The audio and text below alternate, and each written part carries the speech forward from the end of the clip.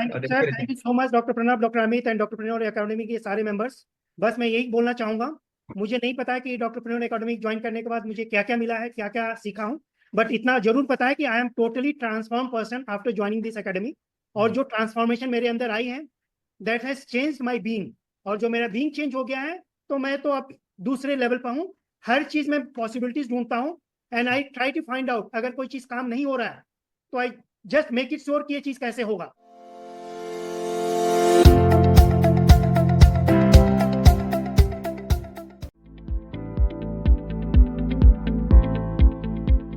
Hello friends, welcome to another episode of Hall of Fame interviews.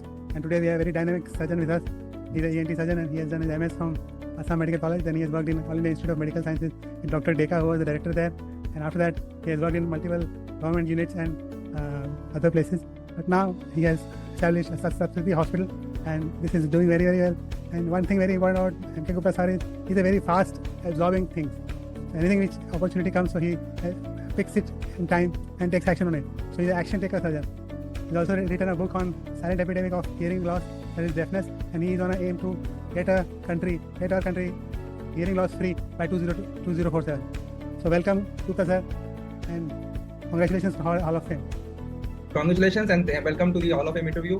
We hope that the listeners today will get the golden nuggets from your experience and the entrepreneurial journey you have and the learning journey you have, and being an author, being a doctor, and the kind of management you have done with your hospital, especially in Varanasi, Eastern UP.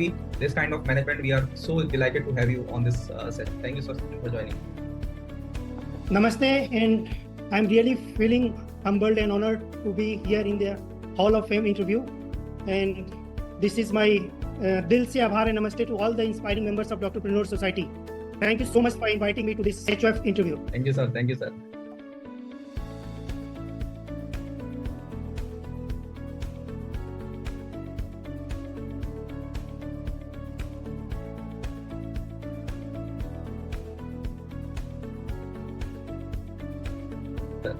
Today's focus will be like, sir, you have a fantastic journey till now and different organizations you have worked with. And then you finally took a plunge of starting this hospital, Satkriti. So tell us your early days journey, like from how did you make that transition? Because you have been in government job, Delhi government, National Mineral Corporation. So all those organizations are typically government organizations where doctors once get into, they never come out normally. So what happened and how did you make the transition? Yeah, actually, I've completed my MS in 2004 from Assam Medical College, Dibrugarh. Okay. And after my MS, I was wondering, oh, I have got the MS degree. What to do now? Okay. Frankly speaking, I was not very confident to how to do ENT surgeries. Somebody will ask me to allow me to go to the OTA and my hand will be trembling like anything. So I was in a dilemma, what to do now? I've got the degree. After that, I have joined All India Institute of Medical Sciences also. That is one of the premier institute in our country. Right. But I was not having any surgical exposure. Right. So I was very much confused whether I'm in right career, right direction. I was clueless. I have left everything to the destiny. I continue working, and universe was very kind enough to me. God was very kind. I've got a lot of opportunity in All India Institute of Medical Sciences, and there I came to learn so much things. And slowly and slowly, I've done my senior residency, and I've worked with WHO also on deafness project. And from there, I started gaining confidence, and I thought slowly I will able to do something in my life, and I'm at right path. But I was very much confused. I was looking for some mentors. I was looking for some organizations where I can go and learn something, which was missing in my career. But I was not sure what is missing. But life was going on, and I have completed my tenure at AIIMS. Then I joined some central government organization. And then in 2012, I shifted to Varanasi and I started my hospital, Satkriti Hospital in Varanasi. This is brief about me, how I ended up in Varanasi and I started my hospital. So what made you decide that I am prepared for private practice? हाँ, वो जो जब मैं तैयार हो गया हूँ ऐसे पता है। हाँ, वो लीप ऑफ फेथ है, जॉब छोड़कर अपना सेटअप करना कि पेशेंट्स, अभी उस समय बहुत सारे प्रॉब्लम्स होते हैं ना कि पेशेंट्स आएंगे कि नहीं आएंगे, मुझे कोई क्यों आएगा। अच्छा, ये भी क्वेश्चन बहुत होता है कि मेरे पास क्यों आएंगे लोग, तो ये भी बहुत क्वेश्चन होता है। फिर सेटल जॉब है, कंफर्ट जोन है, गवर्नमेंट का एक सेटल सैलरी मिल रही है, तो वो सारा चीजें कैसे आपने वो चीज को माइंडसेट को चेंज किया और देन यू स्टार्टेड। और यूपी में तो हमारा माइंडसेट ही रहता है कि अच्छी जॉब लगी तो फिर अब लाइफ बन गई, वो भी गवर्नमेंट। जैसा कि मैंने आपको बताया, somehow हम काम करते रहे और 2012 में जब हॉस्पिटल में यहाँ सतकृति हॉस्पिटल को हमने फाउंडेशन हमने लीड किया, तो जी उस समय भी हमें लग रहा था कि मेरे पास कोई कैसे आएगा, जैसे आपने कहा मुझसे कौन ऑपरेशन करवाएगा। करेक्ट करेक्ट बट ये धीरे धीरे मेरे पास, इसके पहले जब मैं जॉब में था, it was a very secure job, मैं भी जॉब में था, वाइफ भी जॉब में थी, we are both permanent job. But हमें लग रहा था कि यहाँ पर कुछ दिन और रहें तो we will be at good as a clerk. एक क्लर्क से हमारी जिंदगी नहीं होगी। एडमिन वाला काम ही हो जाता है बस। हाँ, एक टेक्निकल काम था, कुछ लाइफ में एक्साइटमेंट नहीं थी, लर्न करने के लिए कुछ और था, यानी पैसे बहुत थे, सिक्योरिटी थी, एक कंफर्ट जोन था। राइट, तो हमें लगा अगर इस चीज को अभी नहीं तोड़ेंगे तो फिर तो हम यहाँ से कभी नहीं निकल नहीं पाएंगे, निकल नहीं पाए। और इसी चीज में फंस रहेंगे, फिर सारी जिंदगी एक क्लर्क की जिंदगी हमें जीनी पड़ेगी, और भूल जाएंगे कि हमने डॉक्टर है, भले नाम के आगे मेरा डॉक्टर है। Correct correct correct same day हमने डिसीजन लिया, बट मुझे पता था कि वाइफ इसके लिए राजी नहीं होगी, ऑल्सो ए डायबिटोलॉजिस्ट, और she was having some discomfort to shift with her in laws, और बनारस में हम कैसे आएंगे। करेक्ट तो करेक्ट कहा कि नहीं, वो तो आएंगे नहीं, बट मुझे लगा कि एक बार ट्राई करते हैं, पूछते हैं। हाँ तो अटर सरप्राइज सी सेड हाँ ओके लेट्स गो। ओके। तो मुझे भी विश्वास नहीं हुआ कि इन्होंने लेट्स गो कैसे कह दिया, शायद नहीं वो उनको। आपके अंदर कुछ बर्निंग डिजायर देख रहे होंगे, हाँ, मस्ट बी सही यू बात मस्ट बी। मतलब एक साल आदमी देखता है कि अच्छा ये मेरा हस्बैंड एंजॉय नहीं कर रहा है लाइफ, हाँ। मतलब उनको ये सिक्स सेंस मिल जाता है विमेंस को, तो कुछ ना कुछ देखा होगा। तो एट द फर्स्ट स्टेप आप दोनों लोगों ने साथ ही में जॉब छोड़ा कि एक एक करके छोड़ा? नहीं नहीं, तो फिर एक्चुअली रिस्क टेकिंग एपेटाइट हम मेरे में शुरू से कुछ ज्यादा है। ओके, तो immediately we decided to no we are going to leave this job, अब एक साथ हम लोगों ने वेरी छोड़ गुड, दिया। वेरी एक हमारे पास ऑप्शन था दुबई जाने का, उस दौरान जॉब में रहते रहते हम दुबई भी गए थे। ओके ओके तो उस वहाँ हमारा सिलेक्शन भी हो गया था एज एन स्पेशलिस्ट, और हाँ पे स्केल बहुत ही लुक्रेटिव था, बहुत ज्यादा था उस समय, राइट 50-20 लाख 2012 के आसपास में था। राइट राइट तो फिर वाइफ से डिस्कस हुआ, तो फिर वो यार वहाँ चले जाएंगे तो फिर वहाँ से आना और सब चीजें हैं, why not right give it try, job तो हम लोगों ने छोड़ ही दिया, let's go to correct Varanasi. Correct नहीं हुआ तो हमारे पास ऑप्शंस था, अगर 3 मंथ्स में आप ज्वाइन कर लेंगे तो ठीक है, अदरवाइज ये मतलब फिर ये ऑप्शंस आपकी खत्म हो जाएगी। खत्म हो जाएंगे। तो इमीडिएटली हम वाराणसी शिफ्ट किए, और वाराणसी में हमारे पास उस समय हमें लग रहा था कि पैसे बहुत ज्यादा है हमारे पास, 8 लाख रुपए थे अपने पास तो सेविंग। ओके तो 2012 में यूपी में लाइट्स की कंडीशन बहुत ही खराब थी। हाँ तो हाँ पहला काम किया हम लोगों ने, जनरेटर किया, जनरेटर 1.5 लाख रुपए उसमें चले गए ओके जनरेटर के, और फिर गाड़ी वगैरह कुछ भी नहीं था, एक वैगनर गाड़ी लिया और एक मोटर बाइक ली। तो राइट लेना मुझे लगता था कि यह अपने वसूल के खिलाफ है, हाँ तो मैं कैसे ले सकता हूँ, हाँ और ऊपर से 8 लाख रुपए मेरे बैंक में है, और मेरे से बेवकूफ कोई नहीं होगा जो लोन लेगा। हाँ हाँ हाँ 4 लाख रुपए में हमने वैगनर खरीदा, और 50,000 में होंडा सिटी उस समय की जो बाइक थी उसको लिया। सब कुछ कर 1.5 या 2 लाख रुपए हमारे पास बचे थे। हाँ उस 1.5 2 लाख रुपए में हमारे जो ड्राइंग रूम था उसको हम लोगों ने रिनोवेट करके एक क्लिनिक बनाया, और ओके एक बाहर का हिस्सा को अपना वो रिसेप्शन कम वेटिंग एरिया था, और एक ओके छोटा चैम्बर था। जब मेरा पेशेंट्स आते थे, मैं देखता था, डॉक्टर प्रियंका के पेशेंट्स आते थे, मैं उठ कर चला जाता, तो उस वहां पर वो पेशेंट देखती थी। ओके बट डन 3 मंथ्स में हमने डिसाइड कर दिया कि हमें कहीं और जाने की जरूरत नहीं पड़ेगी, ओके क्योंकि 3 मंथ्स में चैम्बर इतना छोटा था, मतलब रोड साइड पेशेंट्स की भीड़ लगने लगी थी। ओके बट उसके बाद तो इज नो लुकिंग बैक, और okay really very grateful to universe कि उसने सब कुछ रास्ता दिखाते गया, हम लोग काम करते गए, और एवरीथिंग हैज बिकम नाउ। मजा आता है उन सब चीजों को, उस दौर को सोचकर और देखकर।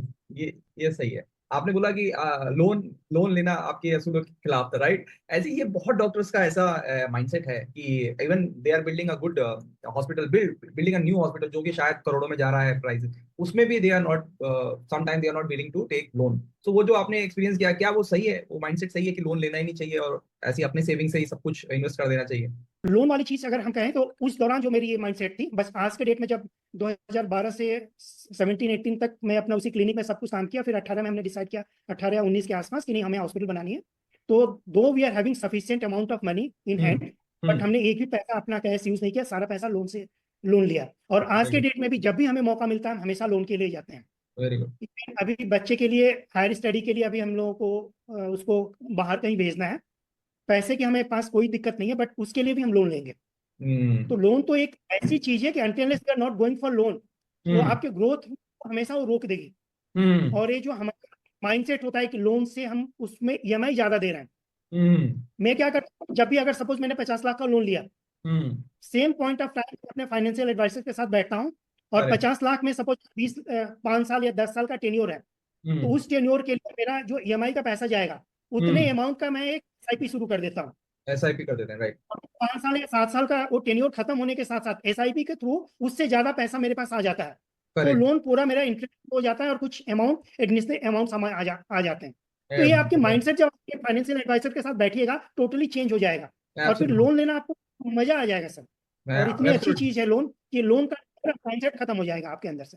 Correct correct, that is very valid point जो आपने बोला कि लोन से अगर अगर लोन अगर इंटरेस्ट और ये सब चीज इतनी खराब होती तो जो अदानी अंबानी है वो भी बड़े बड़े प्रोजेक्ट लगाते हैं, उनके पास भी पैसे की कमी नहीं है, बट 70-80% तक वो लोग लोन लेते हैं।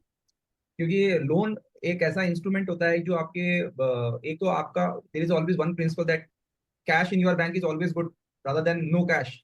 सो आपके पास खुद का पैसा रहे वो ज्यादा इंपॉर्टेंट है, क्योंकि आप उसको मल्टीपल जगह पे यूज कर सकते हो। जैसे आपने SIP में यूज किया, कुछ लोग मार्केटिंग के लिए यूज कर सकते हैं, कुछ ब्रांडिंग के लिए यूज कर सकते हैं, कुछ भी अपना cash in hand is always good. Plus when you have this profile कि आपको लोन मिल सकता है और आप वो लेवरेज यूज करते हो। लोन सर फाइनेंशियल टर्म में हम लोग लोन को लेवरेज बोलते हैं, और उसका लेवरेज का मतलब ही यही होता है कि आपके पास लीवर है। वो this is that is a lever too, जो आप 10 किलो का वजन नहीं उठा सकते हो, 100 किलो का वजन नहीं उठा सकते हो, वो लीवर से आप उठा सकते हो।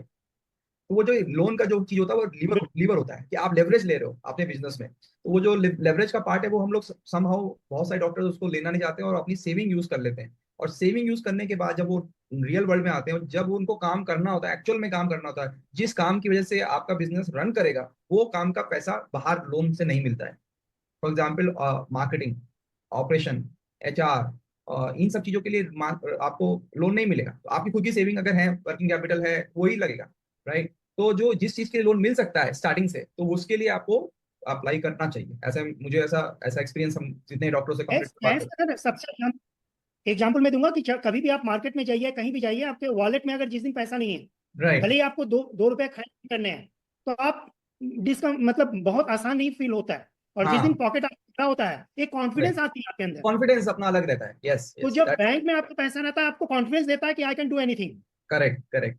तो एक, उस चीज को तो कभी छेड़ना नहीं चाहिए। और यस, सेकेंडली, जितना आप अगर आपको एक्सपेंशन करना है, आपको एक हॉस्पिटल से 2 हॉस्पिटल जाना है और राइट, ज्योग्राफिकल एक्सपेंशन करना है, तो without loan this is not possible. Not possible, not possible. Otherwise if you want to be remain comfortable एक छोटे से क्लिनिक और एक ही जगह हाँ पर रखें, फिर तो हाँ, दैट इज के लिए कोई दिक्कत नहीं, आप जो कर रहे हैं that is good. Good but good, अगर यस। आपको एक्सपेंशन चाहिए, यू वांट एक हॉस्पिटल से 2 हॉस्पिटल, मल्टी स्पेशलिटी और ग्रोथ चाहिए, तो वो चाहिए तो, yes. Without loan this is just not possible ही नहीं है। Correct correct. एक पॉइंट लोन का मैं just want to add for people who are watching. एक तो लोन का आपने बताया कि SIP से आप उसको मैनेज कर सकते हैं, आप उसे एक्सीड कर सकते हैं। एक्चुअली में एक तरीका तो वो होता है।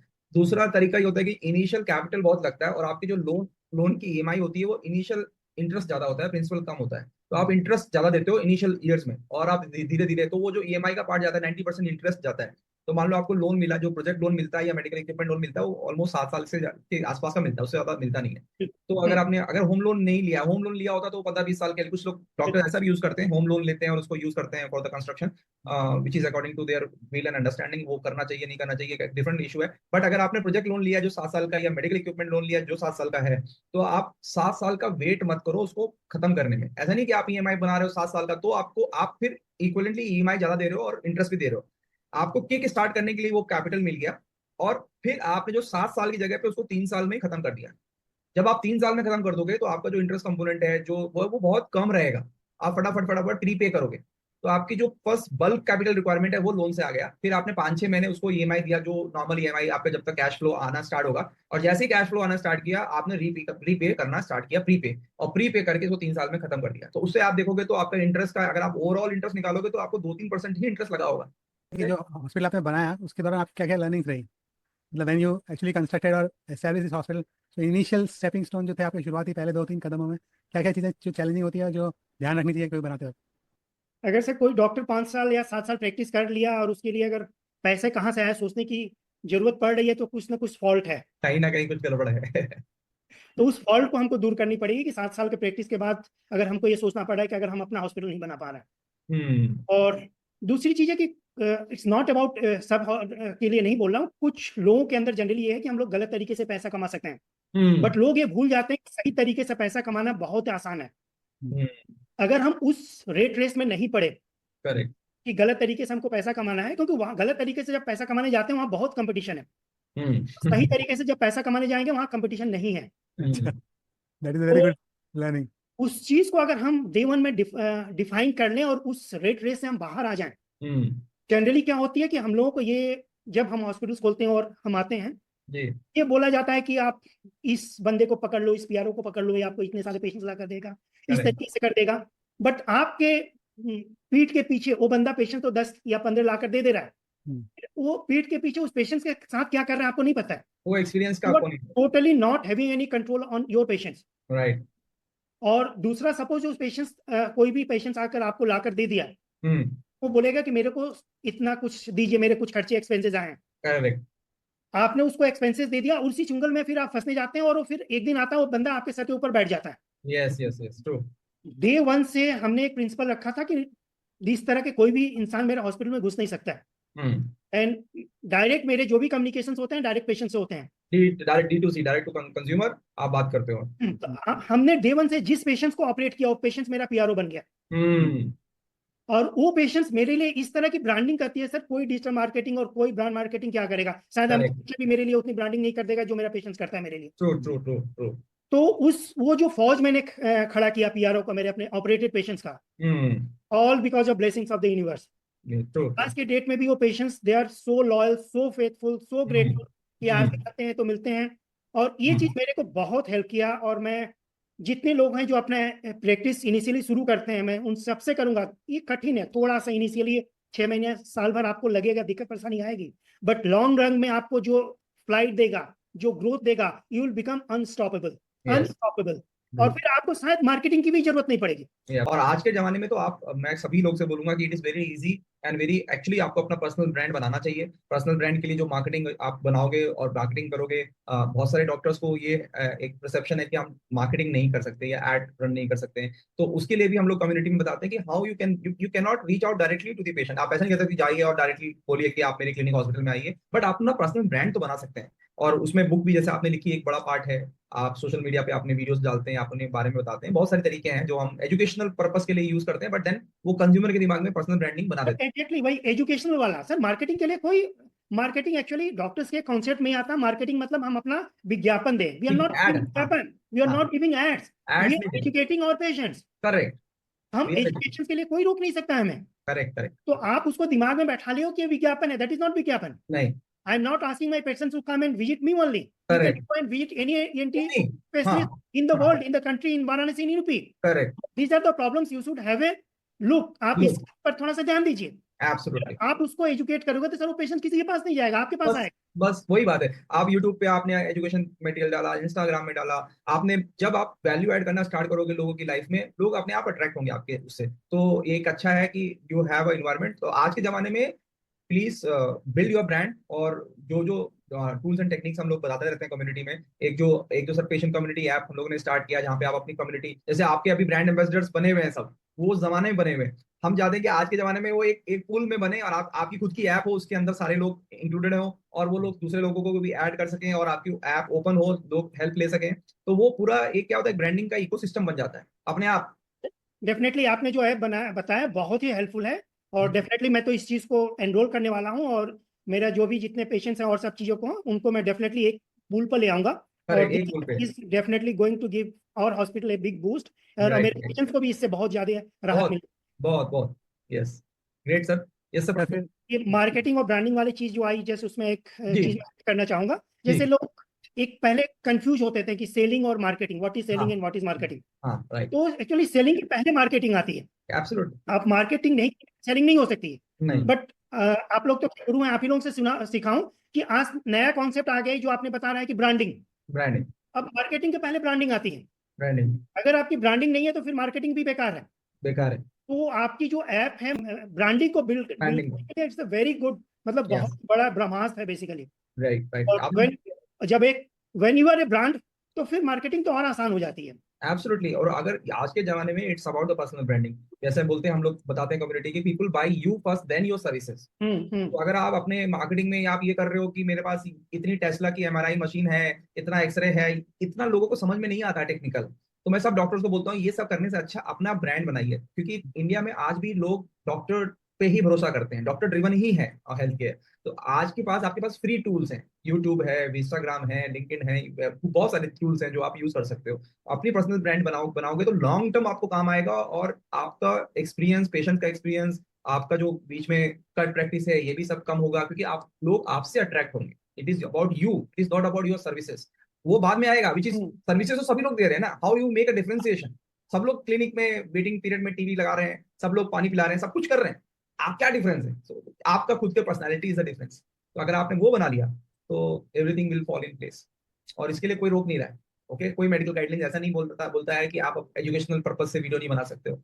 कोई ये नहीं बोलता कि आप पॉडकास्ट में जाके नहीं बोल सकते हो। कोई ये नहीं बोलता पब्लिक गुड के लिए कुछ बोलना, ऐसा कुछ नहीं है। Advertisement is what is not allowed, कि आप डायरेक्टली बोलो कि doctor, I am the best doctor in Varanasi, ऐसा नहीं, ऐसा बोलना थोड़ा गलत है। या किसी को डराकर सॉलिसिटेट करो, किसी पेशेंट को डायरेक्टली इन्फ्लुएंस करो, वो सब करने की जरूरत ही नहीं है। If you are in the educational content आज के जमाने में, that's enough, more than enough marketing is that.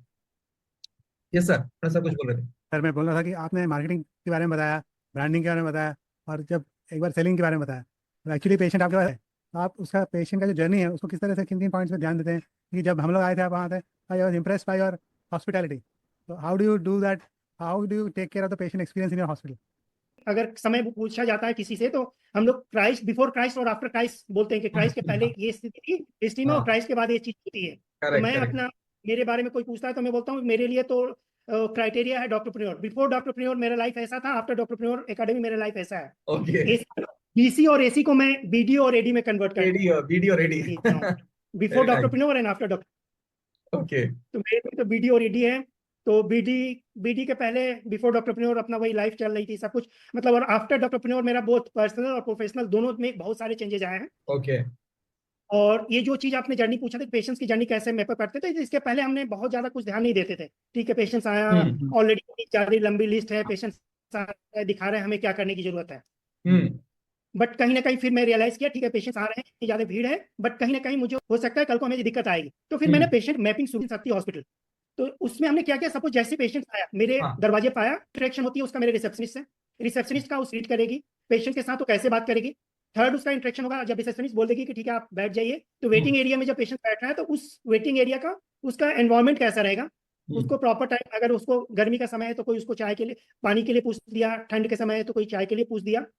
बाकी उसके प्रॉपर उस एरिया में प्रॉपर एसी चल रही है कि नहीं है, वेल वेंटिलेटेड है कि नहीं। उसके बाद वो पेशेंट्स मेरे कंसल्टेशन के लिए आएगा।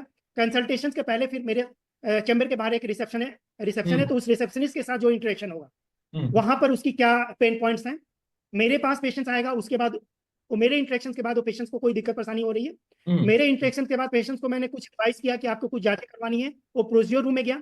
उसके बाद वो फिर मेरे पास आया, फिर वो पेशेंट्स गया फार्मेसी में, मेडिसिन लिया, और मेडिसिन लेने के बाद फिर पेशेंट्स हॉस्पिटल को छोड़ा।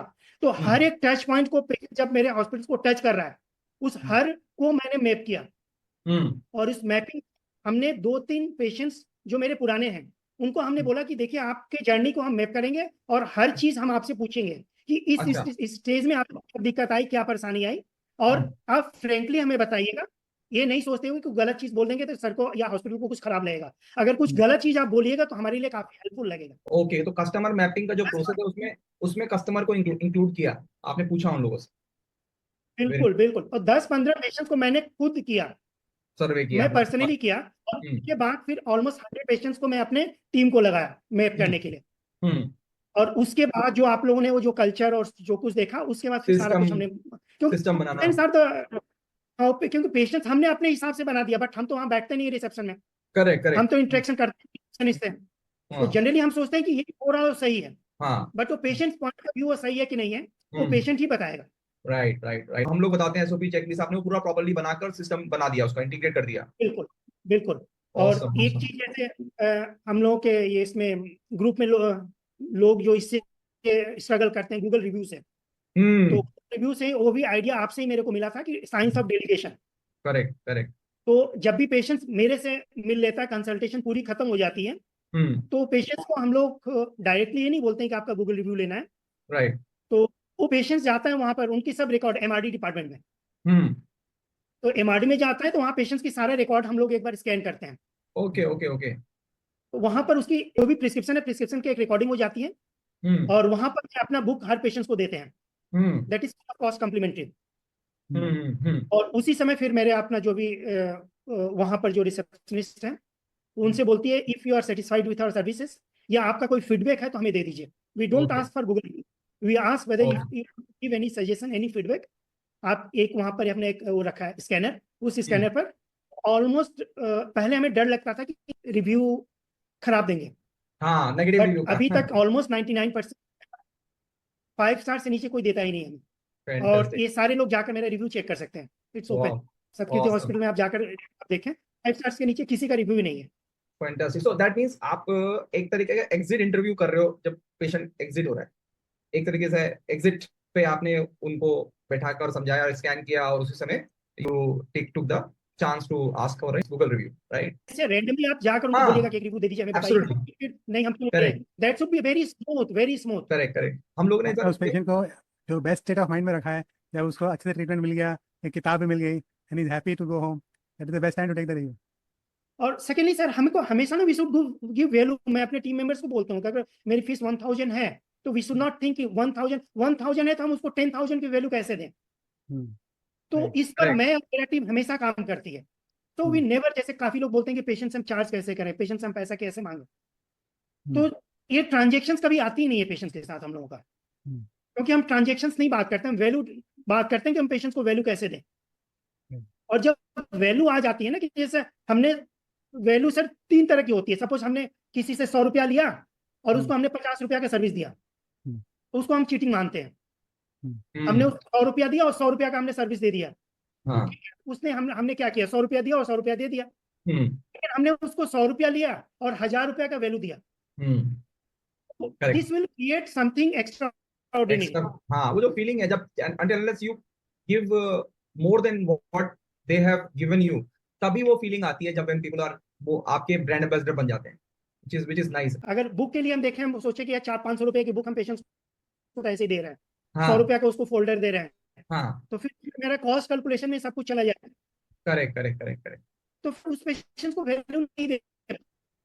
और जब आपका करेक्ट। वॉल्यूम पर आप खेलने लगेंगे तो ये सब चीजें सेकेंडरी हो जाती है, काउंट नहीं होती है। हम्म।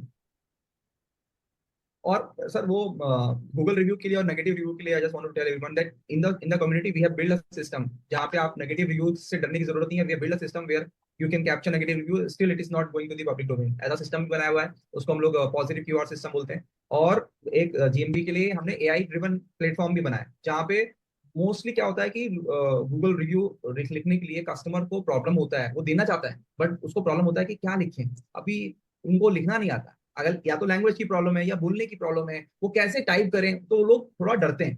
तो हम लोगों ने एआई चैट जीपीटी की इंटीग्रेटेड एक सिस्टम बनाया जहाँ पे बहुत अच्छा रिव्यू सेल्फ जनरेट होता है, कस्टमर उसको पढ़ता है और वो सेटिस्फाइड होता है तो ही वो आगे रिव्यू आगे जाता है। तो इससे थोड़ा सा फ्रिक्शन कम हो जाता है और आपके नंबर ऑफ रिव्यूज बढ़ते हैं और लोग भी हैप्पी रहते हैं कि हमारा टाइम कम लगा। So that system is also there. और बहुत डॉक्टर्स के साथ टेस्टिंग चल रही है बहुत, अभी हम लोग उसको फुली फ्लोट करेंगे, but there are testing with lot of doctors. तो वो मैं आपको भी शेयर करूंगा वो सिस्टम बनाकर, और आप भी यूज करिएगा and then give us a feedback about that system. बिल्कुल sir, thank you so much, definitely this is going to help us a lot. Yes yes 100%। तो सर बुक के बारे में थोड़ा बताइए। आपकी आपका जो बुक है वो बहुत ही मतलब क्लासिकल बुक है इस डेफनेस में और इतना फेमस हो गई है। आप भी बताएं कि और आई गेस उनका प्रीफेस में नसरुद्दीन शाह जी ने लिखा हुआ है, आई गेस फॉरवर्ड। और आपने अमिताभ बच्चन जी को भी शायद बुक दी है। और फॉरवर्ड एक और कोई सेलिब्रिटी है जिन्होंने फॉरवर्ड लिखा है सर, किसने लिखा है? इसमें एक्चुअली ये book silent epidemic unveiling the burden of deafness in India, जी इसको डॉक्टर प्रियोर एकेडमी ज्वाइन करने के पहले मेरे पास कोई विजन नहीं था। जी एक जी आम डॉक्टर की तरह मैं भी काम कर रहा था और मैं सोचता था कि सुबह उठो, पेशेंट्स देखो, ऑपरेशंस करो, इतने सारे पेशेंट्स हैं, यही तो डॉक्टर की जिंदगी है। And I was very happy with that. Right. मुझे लगता था कि आई एम वेरी सक्सेसफुल डॉक्टर और बनारस में बहुत अच्छा कुछ है, तो यही तो जिंदगी है, और क्या चाहिए मुझे। बट आप लोगों के साथ जुड़ने के बाद मुझे पता चला कि not for any doctor but for each and every individual. तो ये चीज मेरे अंदर बहुत पहले थी। जब एम्स में मैं काम करता था तो उस समय मैक्सिमम पेशेंट्स देखते थे पूर्वांचल, यूपी और बिहार से आते थे, और मैक्सिमम को डेफनेस की प्रॉब्लम हुआ करती थी। हाँ और जब मैं छोटा बच्चा था उस समय भी अपने दादा जब आश्रम में ले जाते थे तो उस समय हम एक समहाउ आश्रम था जो गूंगे बहरे वहां रहते थे, तो मुझे अच्छा बहुत अच्छा। फिक्र होता था कि हाउ कम, मतलब ऐसे लोग कैसे सरवाइव करते हैं और कैसे रहते हैं, how they are going to communicate. But कुछ पता नहीं था, बट समहाउ था कि इन लोगों के लिए शायद मैं कुछ कर पाऊं। और वही एक रीजन था, मुझे लग रहा है कि यूनिवर्स ने शायद मुझे ईएनटी का डॉक्टर बताया, क्योंकि सच पूछिए तो मतलब बाय डिफॉल्ट मैं ईएनटी डॉक्टर बना। जब मैं कॉलेज में गया तो मुझे ईएनटी के बारे में पता ही नहीं था। मैं साइकेट्री या कुछ और लेने के लिए सोच रहा था, बट हाँ, मुझे डिप्लोमा मिल रहा था साइकेट्री में, एमडी नहीं मिल रहा था। फिर मुझे लगा डिप्लोमा दूंगा नहीं, एमएस ईएनटी मिला तो बाय डिफॉल्ट बन गया। फिर आज मैं रियलाइज करता हूँ कि यूनिवर्स ने क्यों मुझे ईएनटी डॉक्टर बनाया। हाँ, तो फिर समहाउ अब अगर लिंक कड़ी को कनेक्ट करें तो फिर आप लोगों से मिला, फिर एक विजन वाली चीज आई। Then right, I get to know I have to work for on this deaf people. फिर मेरे अंदर आई fantastic. Want to make our country free from deafness by 2047। Hmm, तो 2047 तक भारतवर्ष को बहरेपन से मुक्त करना है, तो इसको फिर कैसे करें। तो मुझे लगा कि हम्म, ठीक है, मैं तो काम कर रहा हूँ, सब कुछ कर रहा हूँ, बट हम्म, मुझे लगा कि इसको एक आसान तरीका क्या हो सकता है जिससे मैं लोगों तक आसानी से पहुंच पाऊं।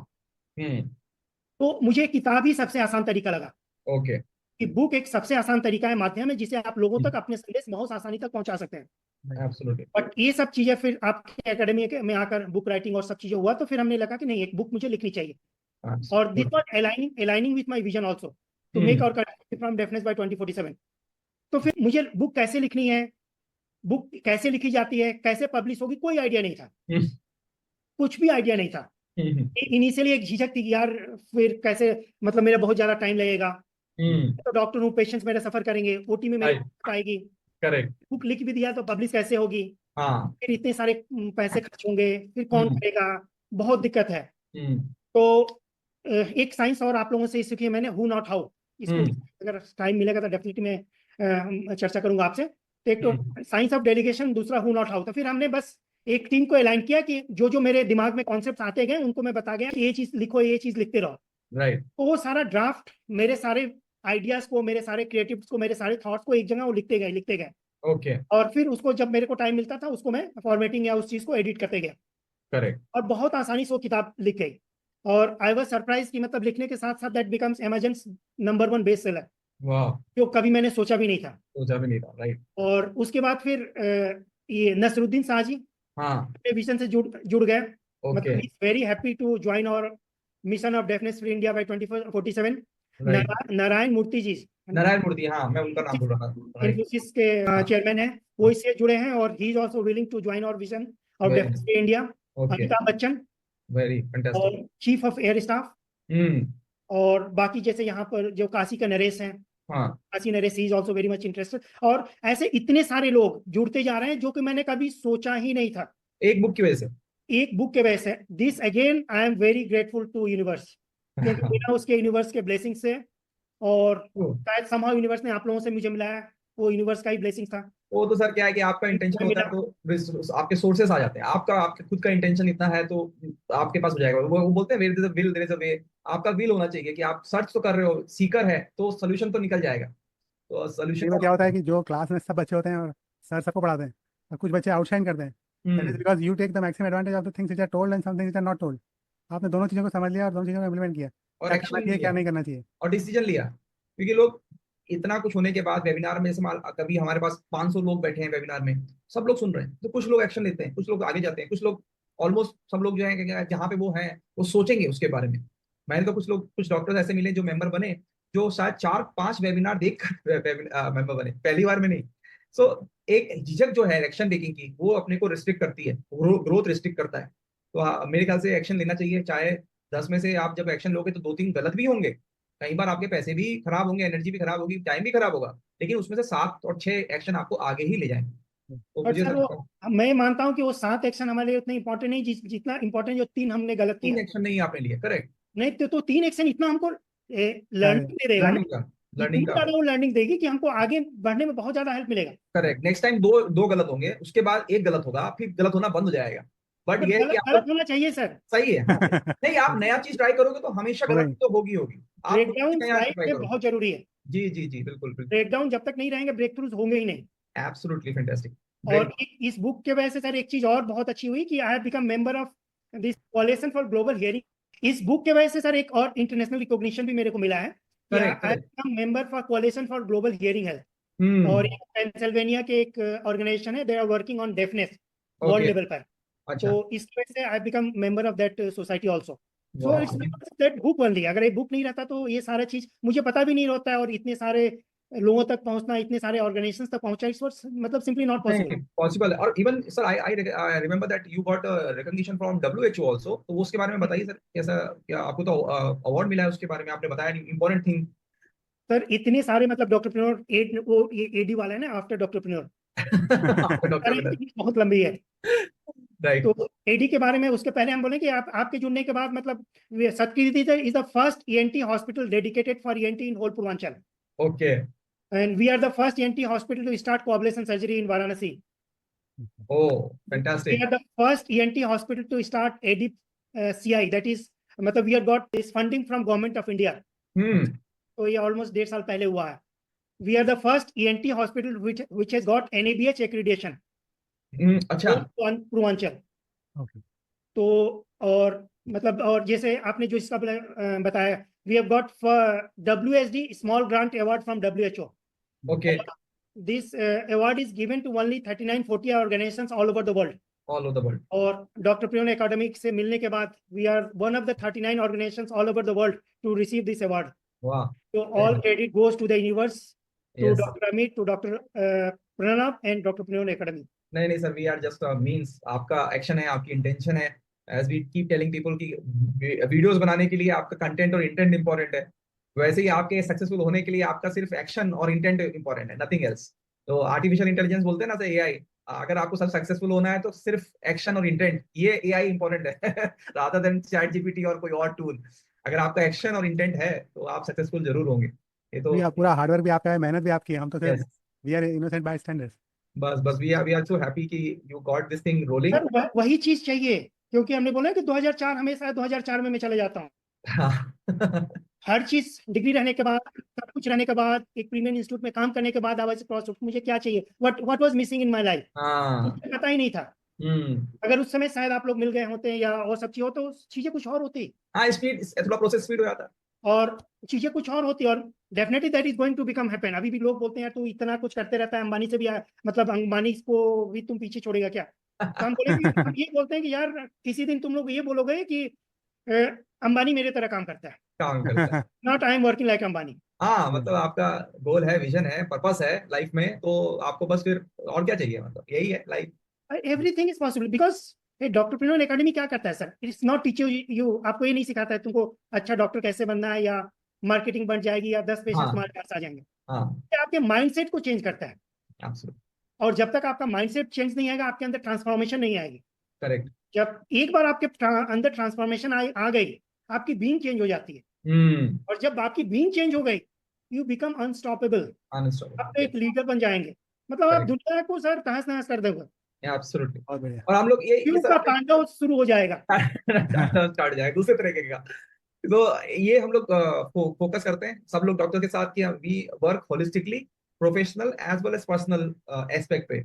बहुत सारे लोग सिर्फ प्रोफेशन पे काम कर रहे होते हैं, कुछ लोग काम एजेंसीज वगैरह कि हम मार्केटिंग सही करेंगे, आप ये करेंगे, वो जस्ट एक स्मॉल पार्ट है। जब आप प्रोफेशनल पर्सनल मिलाकर आप काम करते हो, because specially in health care doctors, मुझे नहीं लगता है कि एक पर्सन अगर अच्छा है तो प्रोफेशनल में खराब होगा, या प्रोफेशनल खराब है तो पर्सनल अच्छा होगा। ये एक आदमी है जो घर में भी है, और वो ह्यूमन बीइंग इन्वॉल्व है ना सर। आप झूठे नहीं हो सकते हो कि घर में कुछ और हो, ऑफिस में कुछ और हो, ऐसा नहीं हो सकता। ये कुछ और आईटी में हो सकता है, यू कैन गो, घर में आप कुछ और आईटी में आप कंप्यूटर से काम कर रहे हो, you are something else, that can be a possibility. Business में हो सकता है, बट हेल्थ केयर में when you are doctor, when you are dealing with human lives, it can not be true. So we work holistically, specially on, जैसे आपने बोला, mindset पे, ethics पे, प्रैक्टिस पे, वो सब चीज हम बात मतलब फोकस ज्यादा रखते हैं, सो दैट कि आपके पास क्लिनिकल स्किल्स तो है ही है सर। सब डॉक्टर्स जो हैं वो क्लिनिकली वेरी वेल क्वालिफाइड है।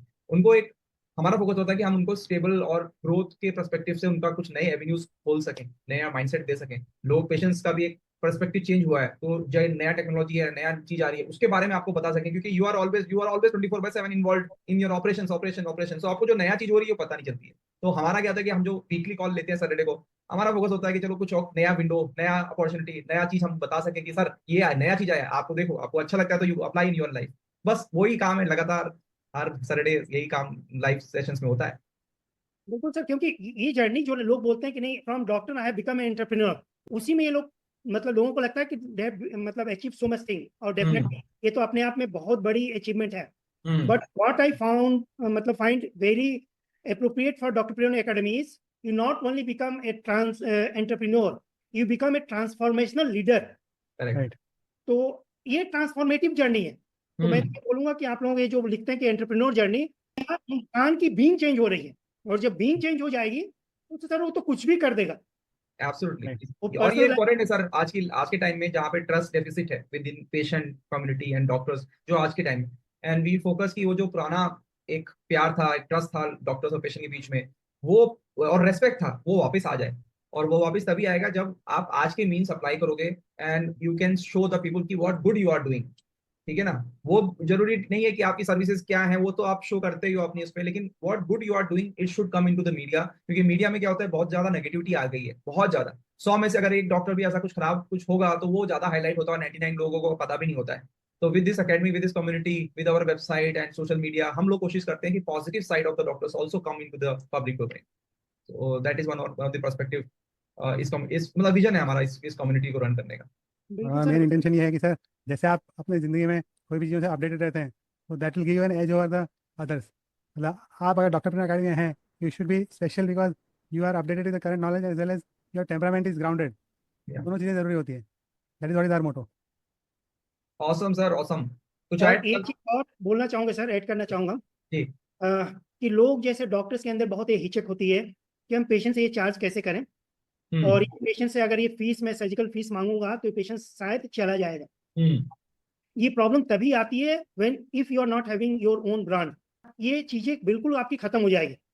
ओके। सर आप हमारे सेंटर पे विजिट किए हैं और आपने देखा भी है, हमारे यहाँ सर ये कॉस्ट पर कभी पेशेंट से मेरी बात ही नहीं होती है, राइट। कभी नहीं बात होती है। और अगर कॉस्ट वाली बात किया जाए तो जो सर्जरीज, ईएनटी की सर्जरीज जो शायद पेशेंट्स गंगाराम या मेदांता में नहीं देते हैं, उससे ज्यादा वो पेशेंट्स हमारे यहाँ पे करते हैं, और बहुत आसानी से पे करते हैं, और विदाउट एनी वो झिक झिक है ही नहीं। राइट।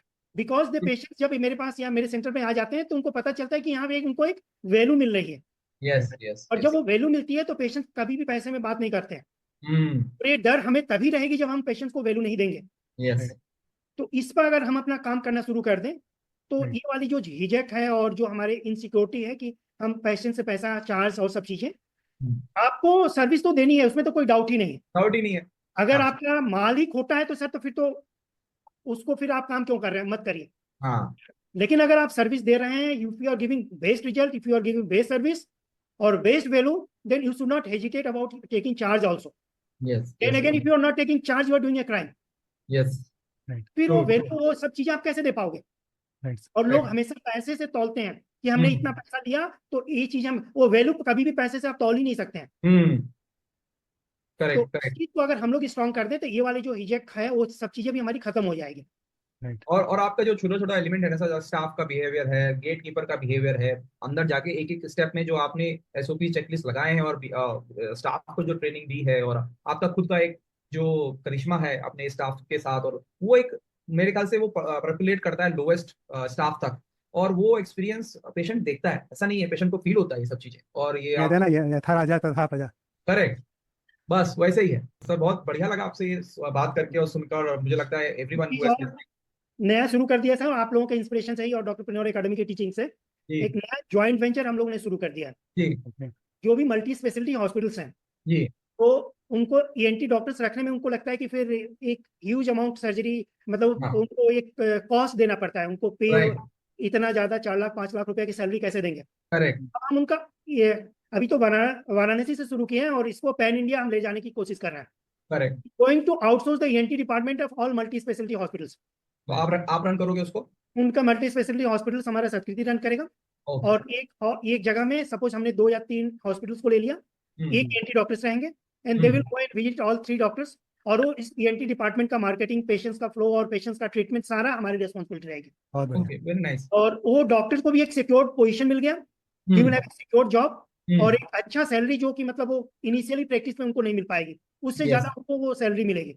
गुड। बहुत बढ़िया। तो ये सारा कुछ आप लोगों के डॉक्टर प्रेन्योर के टीचिंग से ये जॉइंट वेंचर हम लोग शुरू कर दिए वेरी हैं। नाइस सर, ये तो और बहुत ही बढ़िया है, और it's a model which is working, and आपको उस पर काम करना चाहिए। मुझे लगता है pan India it can be scaled up, और ये हर डिपार्टमेंट, हर जो मल्टी स्पेशलिटी में अगर ईएनटी नहीं है और उनको ऐसा लगता है कि 24/7 बहुत महंगा पड़ता है ये सब कुछ, तो वो चीज आप फिल कर दोगे गैप।